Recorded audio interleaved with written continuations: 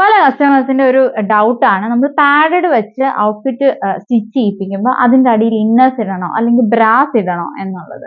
അത് actually depend ചെയ്തിരിക്കും ഓരോ മെഷർമെന്റ് അനുസരിച്ച് അല്ലെങ്കിൽ ഓരോ ബോഡി സൈസ് അനുസരിച്ച്. നമുക്കൊരു 36 കോമൺ ആയിട്ടാണ് ഞാൻ പറയുന്നത്, ഒരു 36 വരെ ബ്രാ സൈസ് ഉള്ളവർക്ക് ഇന്നേഴ്സ് യൂസ് ചെയ്യേണ്ട ആവശ്യമില്ല. എന്ന് വെച്ചാൽ ബ്രാസ് യൂസ് ചെയ്യേണ്ട ആവശ്യമില്ല. ആ പാഡഡിന്റെ സപ്പോർട്ടിൽ തന്നെ നിൽക്കും.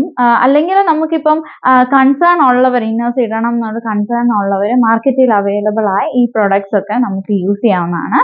അല്ലാത്ത കേസസ് നമ്മുടെ ബ്രസ്റ്റ് ഫീഡ് ചെയ്യുന്നവർ അല്ലെങ്കിൽ ഒരു 2-3 ഡെലിവറീസ് കഴിഞ്ഞവർ 36 ചെസ്റ്റ് സൈസ് ആണെങ്കിൽ പോലും ഈ ഒരു ഔട്ട്ഫിറ്റിന്റെ പാഡിൽ ചിലപ്പോൾ അത് സപ്പോർട്ട് ചെയ്യണമെന്നില്ല. അപ്പൊ നമ്മൾ നോർമൽ ബ്രാസ് യൂസ് ചെയ്യാം. ലൈക്ക് ട്രാൻസ്പെറന്റ് സ്ട്രാപ്പ് വരുന്ന പാഡഡ് അല്ലാത്ത നോർമൽ ബ്രാസ് യൂസ് ചെയ്യാം.